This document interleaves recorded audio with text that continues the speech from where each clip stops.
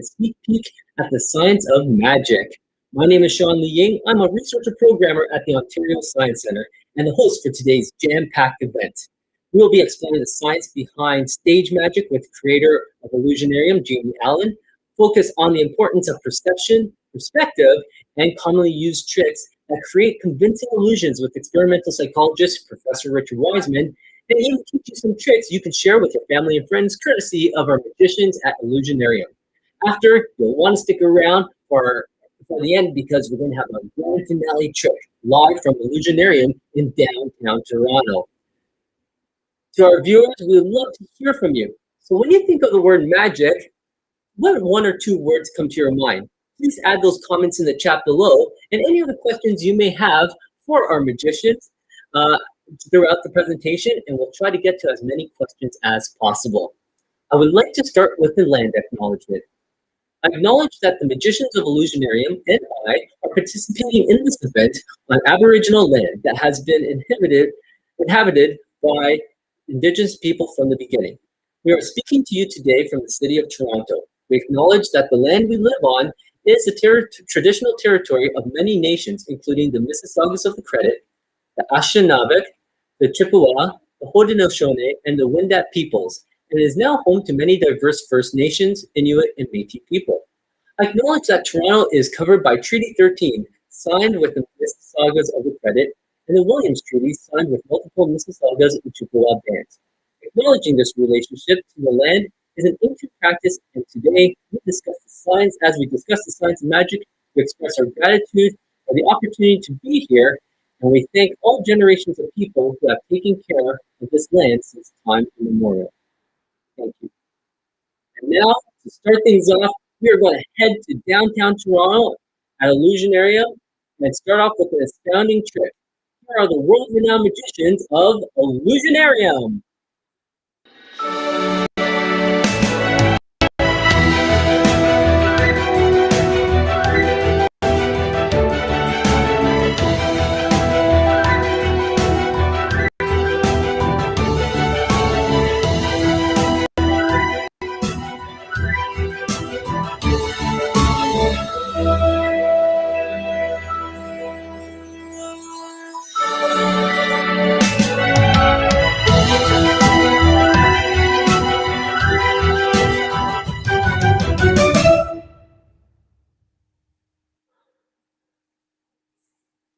Now that was amazing! Please show our love and your love for the magicians of Illusionarium in our chat, and thank you so much. We'll see them later as they will show us and teach us some science magic tricks.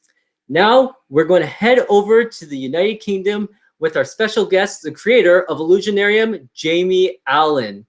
Jamie Allan, world-renowned using magic with high-tech technology. Many people call him the eye magician or the high-tech Houdini, and for good reason. He is the UK's original technology magician, performing and designing incredible modern illusions using leading-edge technology and innovative methods, incorporating iPads, holograms, laser beams, and lots more. In 2017, he was bestowed the highest honor of the Magic Circle, becoming one of the very few members of the Inner Magic Circle, joining the ranks of Harry Houdini and David Copperfield in this internationally acclaimed and historic society. At this time, I'd like to share with you a clip of how Jamie Allan has merged technology and magic together. Mixing technology with magic, Jamie Allan has performed for millions of people all over the world. We're seeing a really modern, cutting-edge piece of performance. The most televised British illusionist of the last decade, Jamie Allan is the market leader in high-technology theatrical illusion, augmented reality, motion tracking, hologram simulations. iMagician's first shows in the USA and Chicago broke records for the most amount of tickets ever sold for a magic show. Jamie Allan is considered to be one of the most innovative magicians in the world today, creating stunning and beautiful digital illusions which will reignite your childhood's sense of wonder. iMagician, the world's leading technology illusion spectacular. Please join me in welcoming Jamie Allan. Hi, Sean. How are you doing? Hi, thanks. How are you doing, Jamie? Thank you for joining us today. Oh, you're welcome. We almost got the time wrong. You had daylight savings the other day. We all thought it was 7 o'clock. Yeah, We thought it was going to be a very short show for you, Sean. I would have to do all the tricks myself. Yeah. We all just saw this incredible video of you. I'm curious, what inspired you to do magic? I've always done magic since as long as I can remember. I was 5 years old. Most magicians start off with a magic kit, and I'm not that different. I did get one, but my parents used to run a cabaret theatre. They were performers themselves, and then I had to go to school, so they decided to settle down and give me a normal life. So they did the only thing they were capable of, Sean, and they bought a pub. And they figured this would be a really good upbringing for me. They moved into this pub and they knocked out part of it to make a small theatre. And in this theatre, I saw a magician when I was 5, and he made a person levitate. And I saw it with my own eyes. It was like effectively in my living room, because I always hung out in the theatre. And I went to my dad afterwards. I was like, how could that be possible? And my dad, rather than telling me it's magic, Jamie, which is the correct dad answer, he told me how the trick was done. And I was fascinated by the gadgetry and this idea that you can fool people like this. And I was just hooked, and I've never looked back. I got a magic set this Christmas, and I did my first show when I was 8 years old, and I've been professional since I was 16. So I've never really known anything else. It's just always been in my blood. Oh, wow. That's incredible. I love how your family and your dad was teaching you the gadgetry and incorporating the technology. And you carry that throughout your shows, in fact. Actually, I have a question for our viewers who are watching. When we talk about magic, sometimes we interchange those words, magic and illusions. Jamie, can you tell me if there's a difference between magic and illusions? So there is more of a different, well, there's two ways of looking at this, Sean. I mean, first of all, in our business, we consider that a magician is more kind of sleight of hand, more coins, cards, comedy, and an illusionist is a lot more money. This is the only difference. It costs a lot more money, and it's a lot of logistics. But that's usually because in our business, we perceive an illusionist with the big boxes and the big show. But the truth of it is really magic. If you consider magic sleight of hand, then illusion is something that is like an optical illusion or something that just appears to be happening when it's not. I would say that was the clear distinction. But we're not offended if you get the titles mixed up. I'm called a magician and an illusionist, and that's okay by me. That's awesome. That's awesome. And well, we're here to discuss the relationship between science and magic. And there are many similarities, like the process of performing a trick and the process of carrying out an experiment are basically the same thing. At the Science Center, I know that one way we describe the process of science is, well, it's on my shirt, is ask, test, and repeat. Can you share your thoughts on this relationship between science and magic for us? Yeah, I can. And first of all, I wanted to touch on what the rules of magic are, because these all relate back to this, Sean, because we're drawing here from a very limited pool. Science is so broad, but magic is limited to very, very few effects. There are only really 5 things that you can do with magic. If it's okay, I'm going to try and demonstrate a couple of them for you, because I know we've got a few kids watching this, so you'll really get a kick out of this. Behind me, it's kind of out of focus, but this is like my mini museum. It's like a magic shop that I built for a grown-up, and it's housing a lot of old magic books and old magic tricks. But I'm a collector of these tricks called Tenyo magic tricks from Japan. They're these they're kind of plasticky and they're kind of gadgety, but they use a lot of scientific principles in them. So I thought it'd be fun to explain the 5 rules of magic. Rule 1. You can only make something appear. That's the first thing you can do. So let me show you something here on this other camera. We've got a little box, and this really is genuinely science. This box, it's very thin-walled and it's kind of translucent. You can see through it, and it sits in front of this kind of stripy background so that you can see the stripes then through the box. So it gives you some kind of perspective. This is like a David Copperfield illusion in miniature. Remember when he made the Statue of Liberty disappear? If you watch. This will make the Statue of Liberty actually appear. Oh, wow. You can see it there. It's real. And that's rule 1. You can make something appear. I love playing with these gadgets. These are like my toys, so this is a really good day for me. You can make something disappear, Sean. So we're going to try it with this pen. Now, just making a pen disappear, that's a pretty standard magic trick. So we're going to make it slightly more scientific. We're going to use one of these. branded curiously an invisible zone. You see, as the pen, it's going to fit inside. Let me see if I can just jam it. The hole is exact. It's going to go inside of the invisible zone.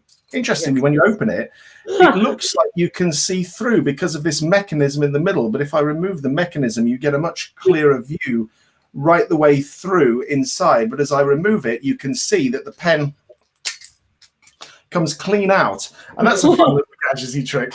You can cause something to levitate, Sean. You can cause something to defy the rules of gravity. So here we've got a little picture. And on this picture, let me bring this really close to the camera. If you were here with me, Sean, I'd give you this so that you can check it out. It's a very, very old trick. There's no guarantee this is going to work, but it'll be entertaining regardless of the outcome. This is printed. It's got a magician and his assistant printed on this little background. It seems kind of funny when you look at it like this. But if I put it into this little theatre, you can see inside the theatre. And if you watch the magician, rule 3, levitation, you can see that right off of the picture, the little person actually floats up in the air. But yet that really is printed on there. That's rule 3. That's levitation. And if you hang around, viewers, till the end of this show, you're going to see maybe if you're lucky, you might see a big version of this at the end of the show live from Illusionarium, which is going to be really cool.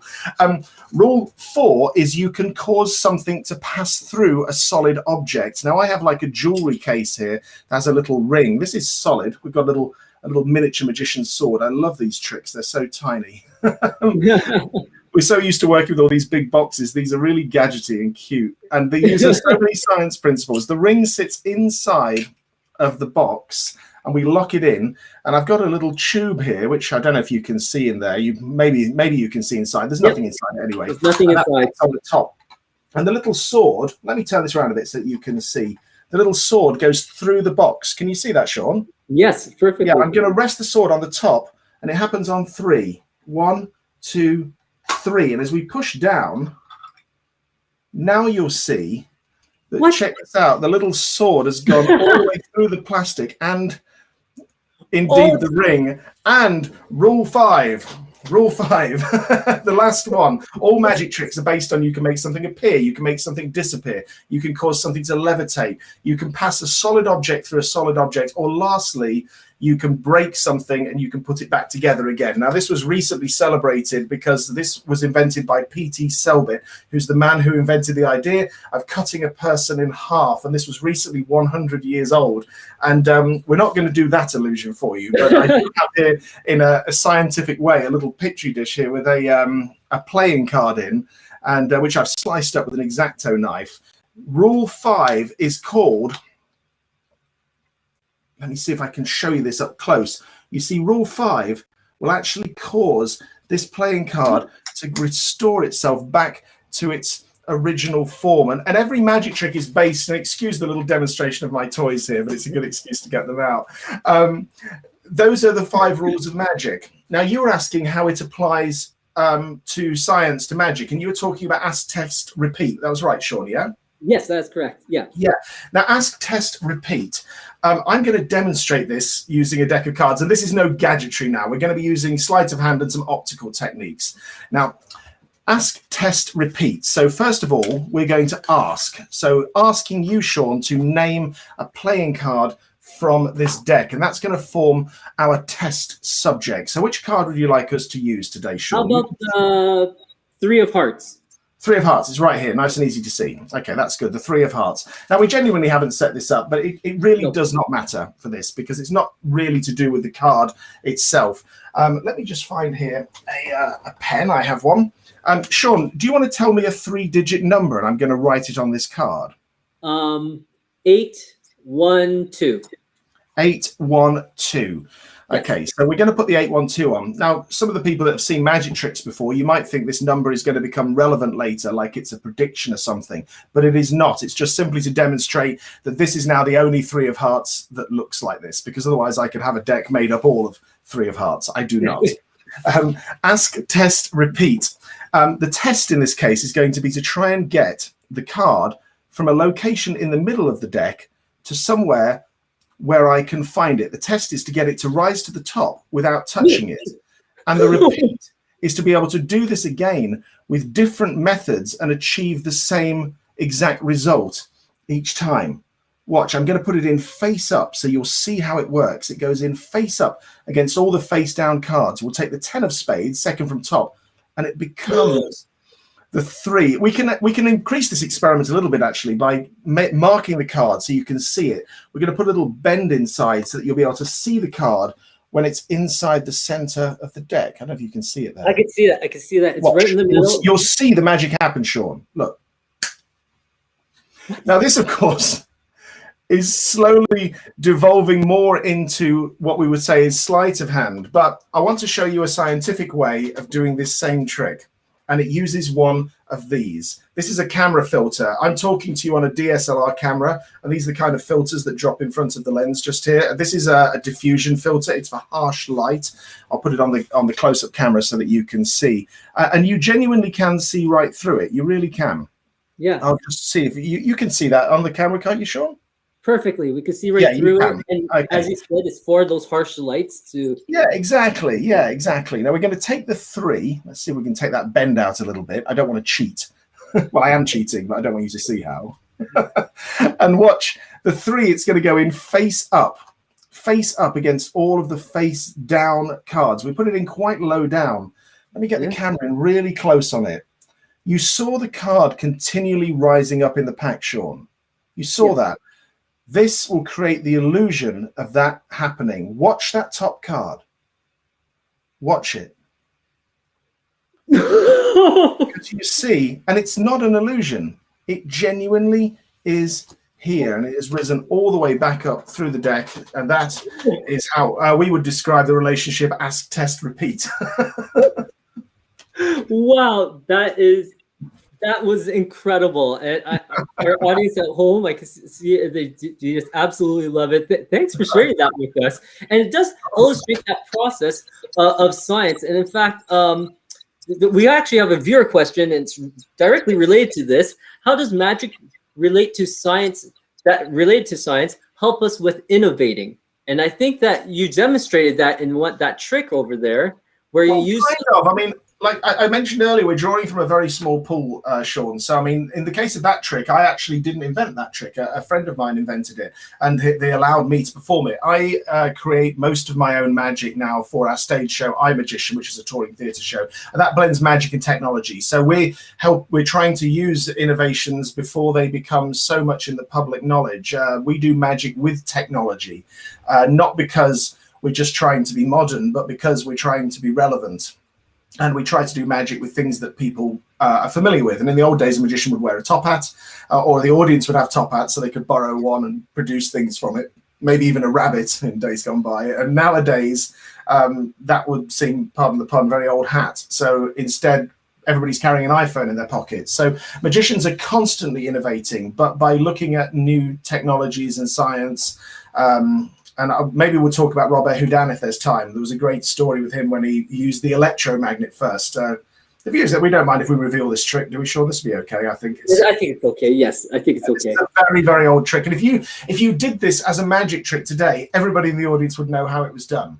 But take yourself back to the 1800s, and you're sat in a theatre in Paris, and a man comes out with a wooden chest, puts it on the ground, and he says that anybody can lift it. A small child can lift the chest. He gets the strongest person from the audience and takes all their power from them. And they try as hard as they can, and they cannot lift the chest off the floor. But yet the child can lift it again. And how was it done? It was an electromagnet. They put a steel plate on the bottom of the trunk, and under the stage they had a powerful electromagnet. And if you're listening to this, you probably think, well, that's so easy, anybody would know. But if you didn't know about electromagnets and they hadn't really been invented, most people didn't even know about magnets. So it seemed like a miracle, but then very quickly magicians have always had to evolve. Yeah, and it's constantly evolving, and we're always applying those 5 rules, or one of those 5 rules of magic, as you said before. And actually, what's really neat is we were talking earlier, when viewers watch a magic trick, they could view it in 2 different ways. Either they view it as, oh, I'm part of the magic trick, I'm taken in by you create the wonder, the magic, you're surrounded by that magical moment. Others just look at a trick and then they say to themselves, I know how he did that, or I'm going to figure out how to do that trick. And what I like about magic is that it lends people to follow that scientific method.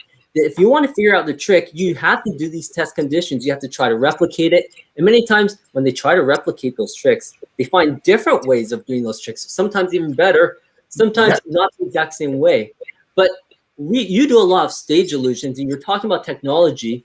One of the coolest technologies that I think has been incorporated into magic is something called the Pepper's Ghost Effect.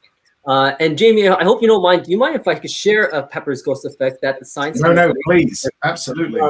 So we have this transparent, and this is something that our viewers at home can make. But I just have this transparent sheet, and I'm going to place it onto my phone just like this.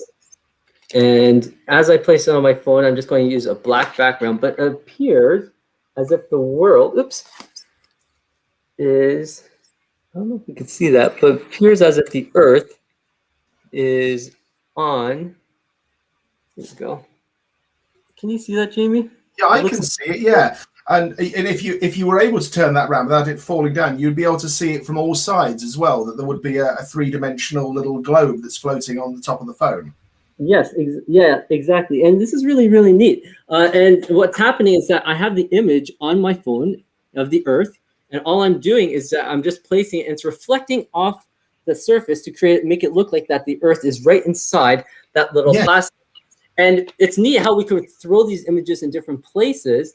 You've used the Pepper Ghost Effect in your stage magic, and it's been used throughout history. Can you tell our audience a little bit about the advancements of this Pepper's Ghost Effect? Absolutely. I mean, Pepper's Ghost has more of an impact on society than you would realize. I mean, it was invented by Henry Pepper back in the 1800s.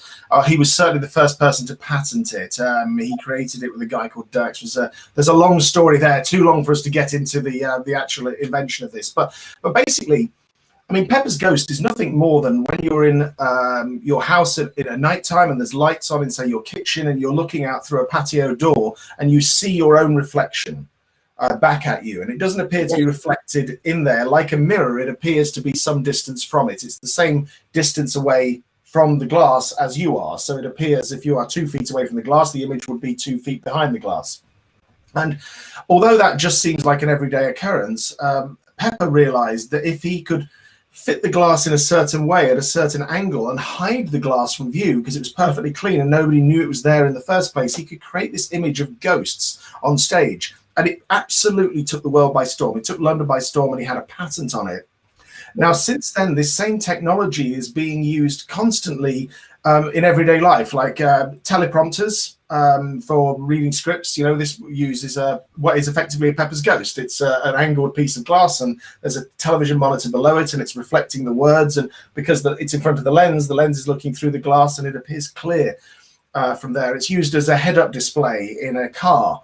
You know, we all see those things where they appear floating, and these car manufacturers, they hark it around as some new technology. And even years after, in the old days, we used to use Pepper's Ghost by having actors lying on their back in the orchestra pit, being reflected by this glass, pretending to be ghosts against a black background.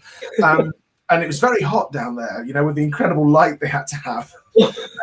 And nowadays, it's been reinvented a lot for concert technology, when you see it now pitched out as a hologram, no longer as Pepper's Ghost. It's now a hologram.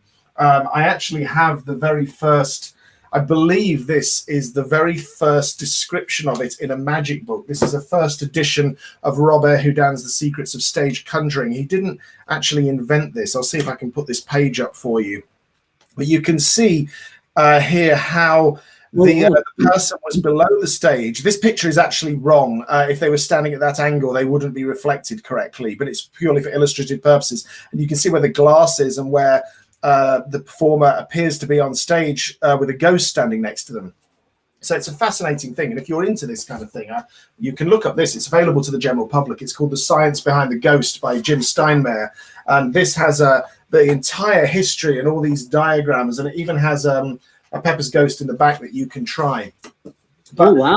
We have been using modern technology to combine it with the old technology of Pepper's Ghost, and now we've achieved a system where we can have multiple layers of projection. In fact, we can play a little video of one of my early versions of that. We can put that up on the screen so everybody can see. And you can see how here we're using a traditional Pepper's Ghost setup, but the screen is invisible to the audience, and we don't present it as a magic trick. You know, we tell the audience how it works. In fact, in my presentation, I say this is exactly how this is going to work, but that will not stop it looking like magic. But of course, what we've done is worked out how we can interact with real world props and things within it. So if we make a person appear floating on the hologram, then we make them into a real person, and that real person floats up and out of the hologram. In fact, if this video stays running, you'll probably see that moment in a minute. And at Illusionarium, we've devised an entirely new system, again, which we don't know it's been done before, but we think it might be the first time that we've created this dual layer hologram system. So it really now looks like a three-dimensional movie, and we've recreated Harry Houdini in Illusionarium, so you get to meet Houdini and see him standing before you and telling you about the history of magic. Here we are. You can see this is a real person now, and it was a hologram a moment ago, and you'll see how they float up and away, and at the end they disappear back into the hologram.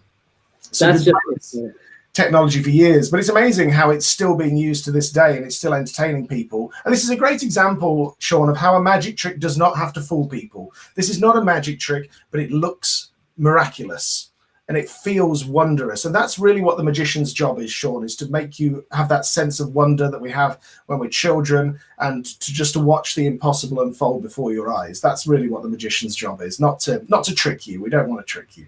No, you create that sense of wonder is exactly what magicians do, and we're seeing that over and over again today, and our viewers love it. Actually, I do have a quick viewer question. They want to know where you learned magic. Where did you learn magic? Books.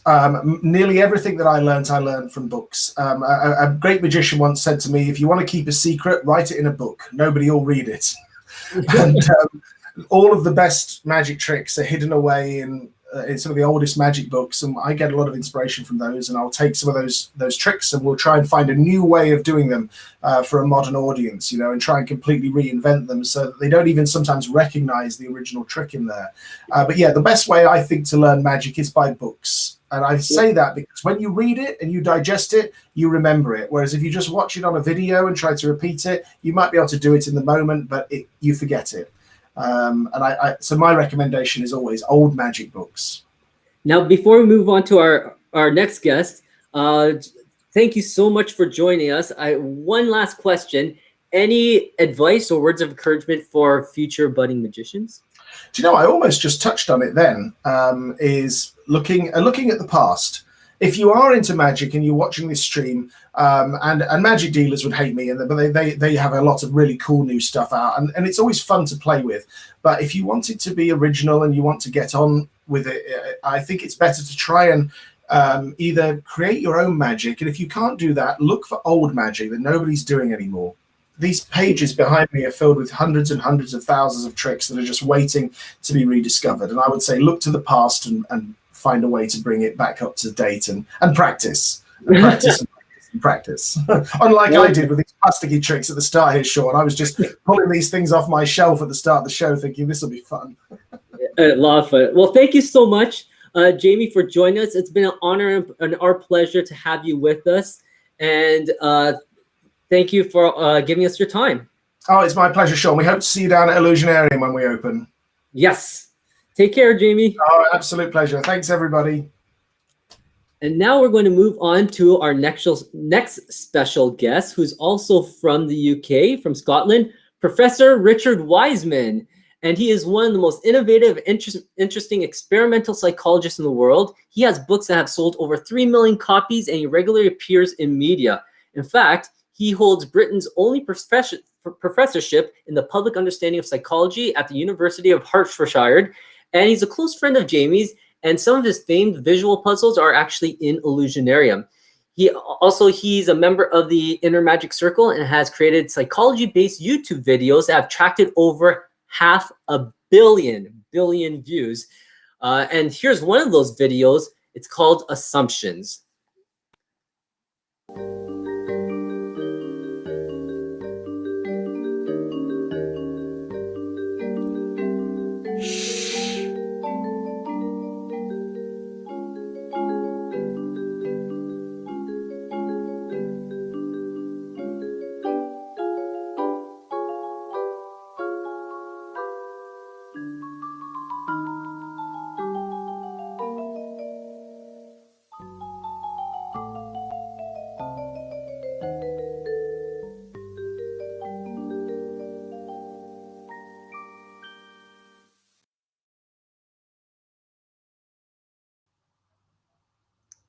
Hi, Professor Wiseman. Thank you for joining us today, all the way from Scotland. We're delighted to have you here.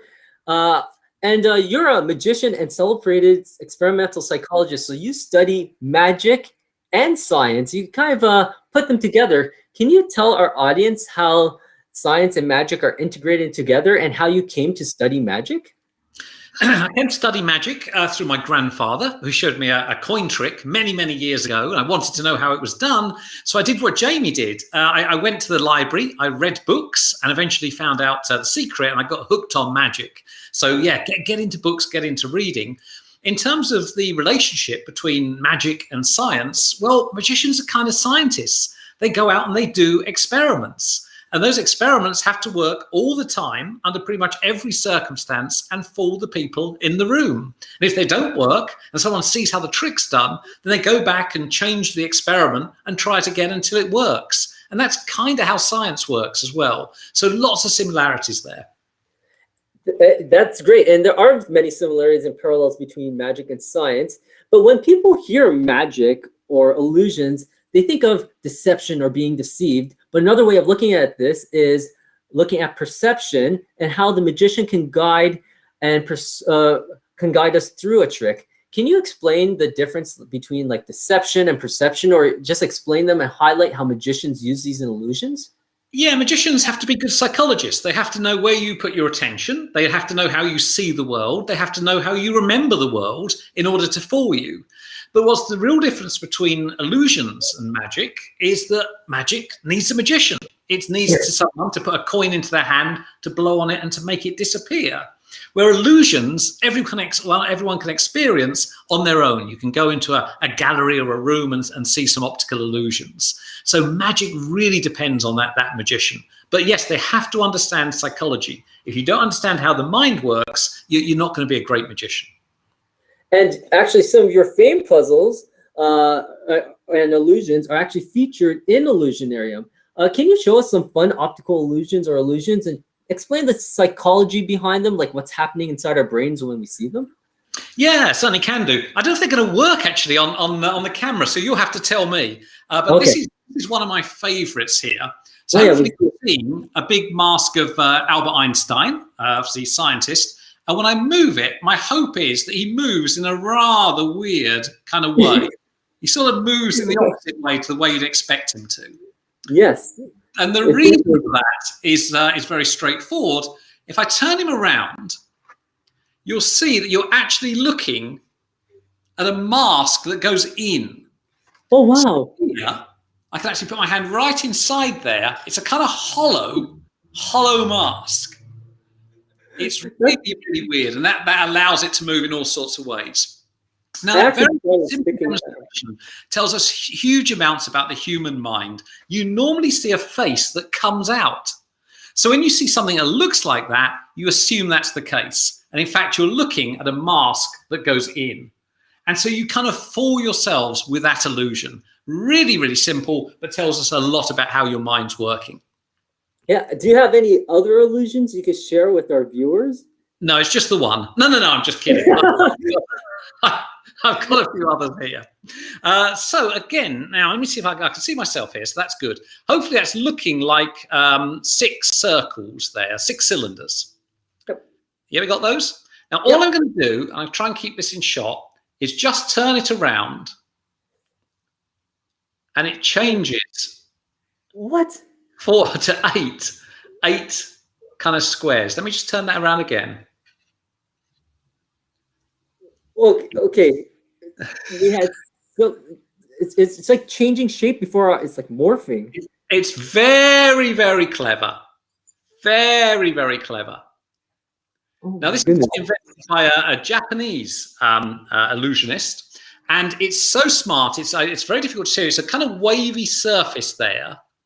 You put it in shot there. It's a wavy surface, which means from certain angles it looks like 6 cylinders. Other angles it looks like 8 squares. So again, this is all to do with perception. You know, it depends the angle at which you're looking at something means the way in which you see it.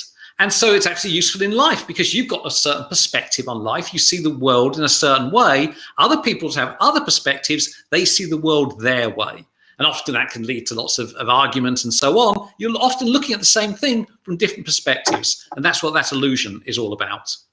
And that's pretty neat, that how magicians could play on people's assumptions of how they're used to viewing the world, to trick them into seeing or viewing things in a different way. And that's really fascinating. Yeah, I mean, we don't realize we have these assumptions. I mean, that's why magic works a lot of the time. We think we're pretty good observers and we're really seeing what's in front of our eyes. But to do that, to process all that visual information, would require a brain the size of the planet. So what our brain does is really smart. It makes assumptions. It assumes that when you see a face, it's a face that's going out towards you. And 99.9% of the time, that's right. But once in a while, we trip ourselves up. That's what illusions celebrate. It's what magic celebrates. I can show you one other one here. Sure. I hope you get the reflections on this. And I'm hoping if I can just, that's got it. Looks like a fairly normal face. Yeah, she's up there. Let's just turn it around. Okay. I'll turn it back now. I've got the angle about right. So it transforms from a fairly normal looking face into something quite bizarre. Yeah. And that tells you something fundamental about the way in which you process faces. When it's one way up, you must be using some part of your brain. When it's another way up, you're using a different part of your brain. And actually, it turns out that when we see a face the right way up, as it were, we actually focus in on the details. And you're seeing that the eyes and the mouth have been reversed and it's all a bit weird. When a face is upside down, our brain flips to a different type of processing, a more holistic processing where we see the whole picture. We don't focus in on details and we decide that it's the sort of face we see all the time, a normal sort of face. So it's a really simple illusion, but it tells you so much about what's going on in your head right now. That's so impressive. I'm just curious, is there a favorite illusion that you have that you want to show our audience? Anything like your favorite illusion? Yeah. It's probably more of a little stunt than an illusion, because it was one of the first things I ever learned. This is a bottle here, and I've got a 20 euro note, but it works with any note at all. And you put the coins on top here, and the little stunt that you tell your friends is you have to remove the note, but without disturbing the coins. Oh. And if they understand anything about science, what they might try and do is pull the note this way, in which case the coins are going to go everywhere. What you do, being a very clever scientist, is you strike down with one finger on the note, and that flips it out from under the coins and leaves the coins balancing on the bottle. That's the theory. I haven't done it for about a decade, so fingers crossed on it. Here we go. Oh, no! It failed, right. Okay, I'm going to try it again like a good scientist. Here we go. Yes. Right, here we go. Whoa! Got it. No. So that's a good lesson there. If your experiments don't work first time round, keep trying. So it's a lovely little stunt when it works, and it does most of the time. And it's just a nice way of kind of explaining a little bit about physics, but also, again, that counterintuitive idea. You think you pull the note, actually you strike down. Yeah, and I love how you mentioned that we have stunts, because a lot of magicians incorporate stunts into their performance, whether they're going to hold their breath for a lot longer than the average human could hold their breath, or they need to escape from the chains and stuff. Do you know why, or what they're thinking about incorporating stunts into magic versus like just continuously making things disappear and reappear? Why do you think they've done that? Is there... Well, I think you possibly answered your own question there with the word continuously. I mean, once you've seen I don't know, a coin go into the hand and it disappears, how many more coins do you want to see vanish? And so what magicians have to do is really attract a crowd. And they do that by doing dramatic things. And sometimes some of those dramatic things haven't worked out very well for them, and they've injured themselves in various ways. You have to be very careful with these things. But yes, we do like that sense of drama. Houdini, one of the world's greatest magicians, would always be locked up in straitjackets and so on, hung upside down. He'd always managed to escape. So I think that sense of drama speaks to that. But also psychologically, My goodness, seeing somebody do something that's so inspirational, I think as audience members, we get very excited about that. It inspires us. Magic inspires us to be greater than we are. Yeah, and I think that's a great note that magic is inspiration. Before you go, is there any tips or advice you want to share with our audience? I would say get into magic. It's wonderful for building confidence. It's about lateral problem solving. It helps you socially. And it's just a really wonderful thing to be into. But remember, the secret to most magic tricks is really, really simple. And if you tell people that secret, it kind of ruins all the magic for them. So magicians hold on to their secrets, not because they just want to hold on to secrets, it's because it's good for the audience to do that. So don't tell people how you're doing the tricks, and treat them like science experiments. When they don't work, get on that horse again and try it again and keep going until you get it right. Well, thank you so much for joining us, Dr. Wiseman. It's such a pleasure and honor to have you with us. And our viewers really appreciate all the illusions you shared with us as well. So thank you, and I hope you have a wonderful day. Pleasure. Thank you very much. Take care. And now we're going to head back to downtown Toronto and Illusionarium. And please join me in welcoming Cameron Gibson, Neil Croswell, and Caitlin McKinnon. Hello. Hi, everyone. How are we getting on? Hi, Sean. How's it going? Fine, thanks. Hi, everyone. How are all of you doing today? You. We're great. We're great.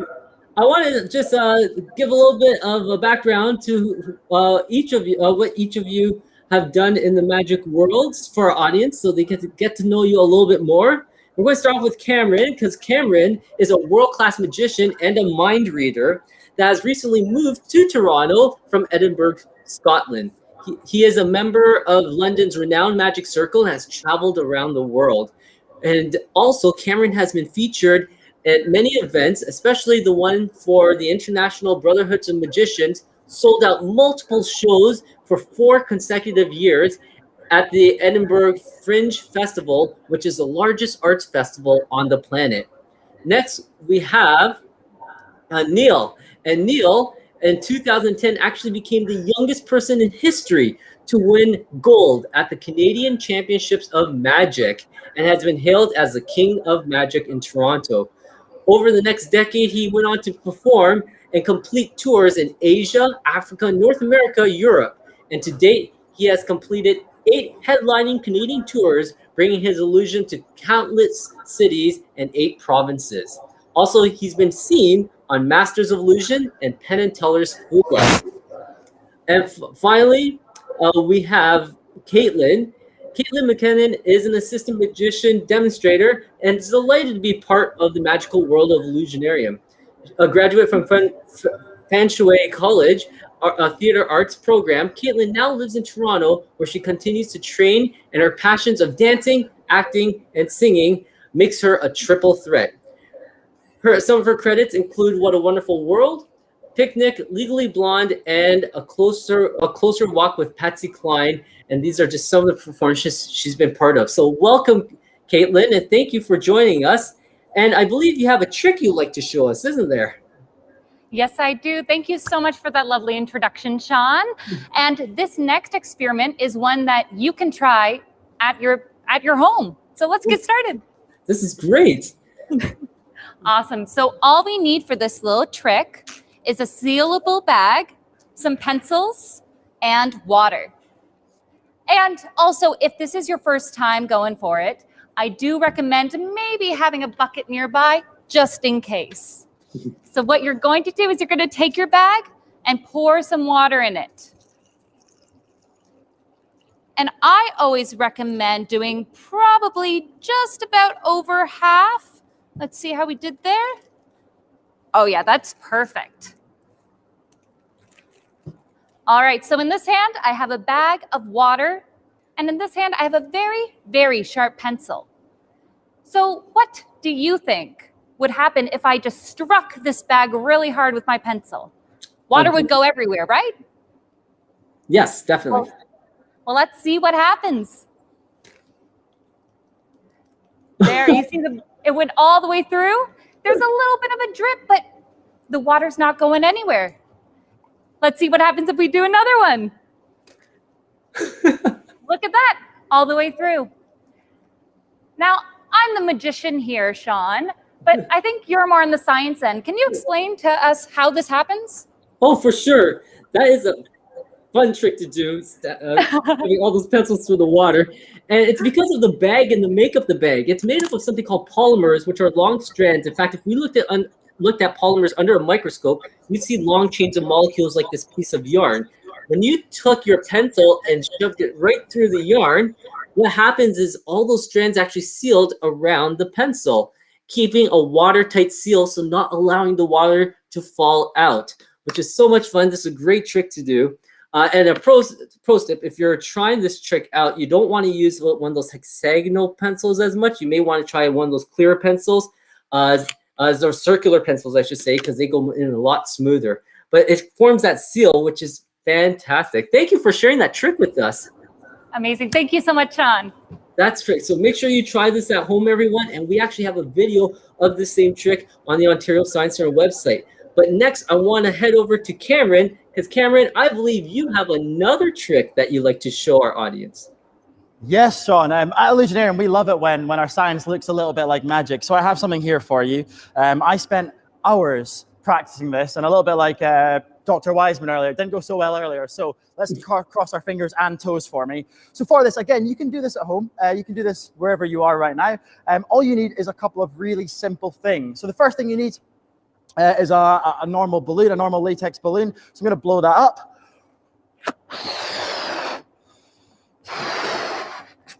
There we go. And now this is the hardest part of the entire experiment.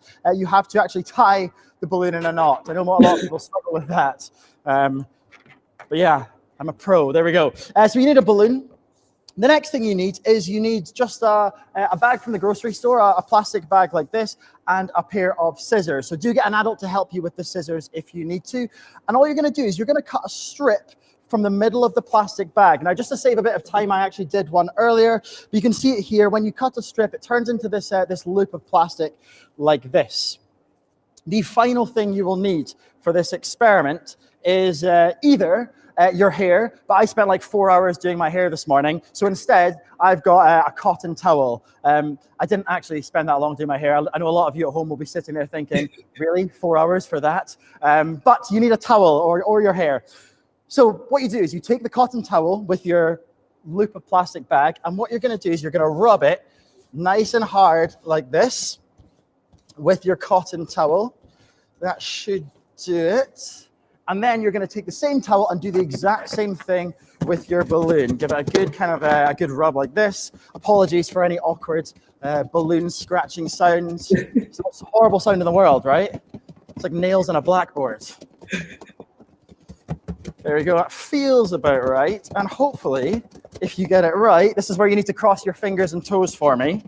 Hopefully, you should be able to take the loop of plastic like this, put it above the balloon. Oh, I nearly had it. Let's try again. And you should be able. Oh, I think maybe we need a little bit more. I'll tell you what, I actually have a bigger balloon that I tried a little second ago, which worked well. Let's try it one more time with my big silver balloon, the trusty silver balloon. Rub it nice and hard with the towel. And then we're going to try one more time with the silver balloon. This balloon is my best friend at the moment. And hopefully, again, fingers and toes crossed. I feel good about this one. Here we go. There we go. Oh, wow. Get it to levitate. I don't know if Patrick's getting that on camera there because it's levitating so high. Yeah, we can see it. Back into shot. And that looks like real magic, right?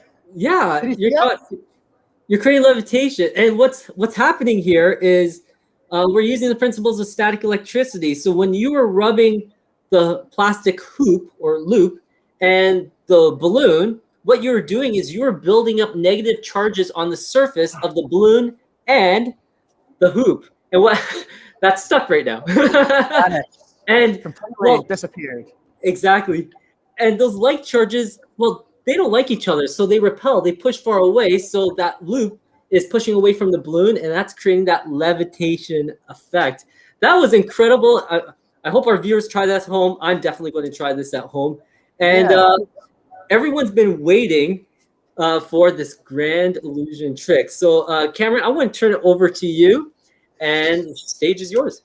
Perfect. Yeah. So as I said, with that levitation, we love science that looks a little bit like magic. And I know that Jamie got to show off some of his toys earlier on, but I actually brought one of my own toys here to Illusionarium with us today. Now, you may have seen these before, but it's a kind of similar idea as the plastic bag there. But this actually uses magnetic levitation. So it uses magnets in this base here to hopefully levitate this bulb. It looks absolutely amazing. Although it is completely science, if you find just the right spot, you can actually make the bulb completely levitate. Now, just so you can see, I've got this pencil. I'm going to pass it underneath. The bulb is actually levitating there, and hopefully you can maybe even see it spinning. What's even more amazing is that you can actually turn the bulb on. Now, this uses a scientific principle called magnetic induction, but we don't have time to go into that today. You can ask your teachers about that. That's a very interesting principle that we use every day today. But as Jamie and Dr. Wiseman said to you earlier, magicians love it when we can take inspiration from technology, or we can use magic to inspire science to maybe make things a little bit more interesting. But what if we took this concept of magnetic levitation and made it a little bit bigger, a little bit grander, and we as magicians applied our knowledge of magic to maybe make it a little bit more interesting? I think that would look pretty amazing, pretty cool. In fact, it would probably look a little bit like this.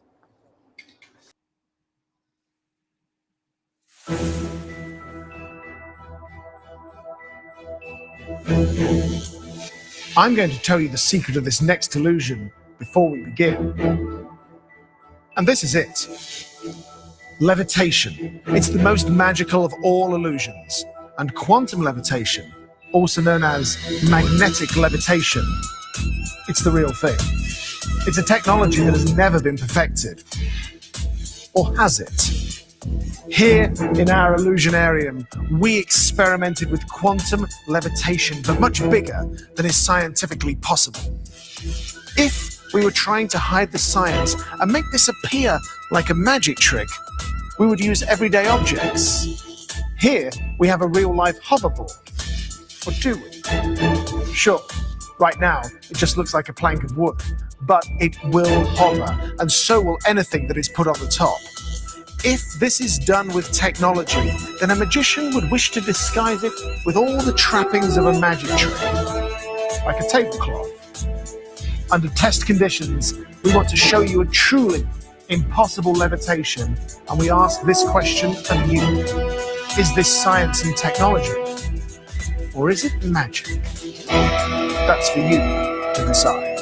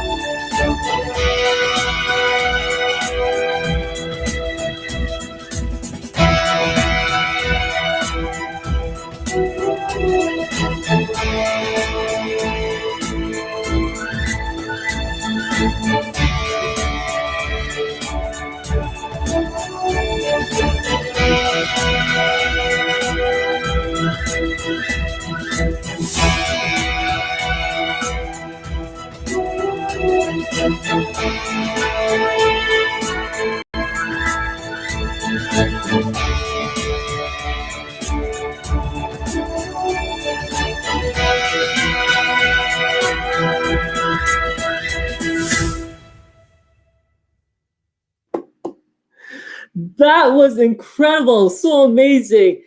Please show your love for our magicians in the chat. Thank you so much, Neil Croswell, Caitlin McKinnon, and Cameron Gibson for sharing us some of those cool science magic experiments and that great grand finale. And to the rest of you viewing this program, we would love to hear about your thoughts of today's event. So take a couple of minutes at the end of this program to fill out that short survey, and the link is being posted in the comments.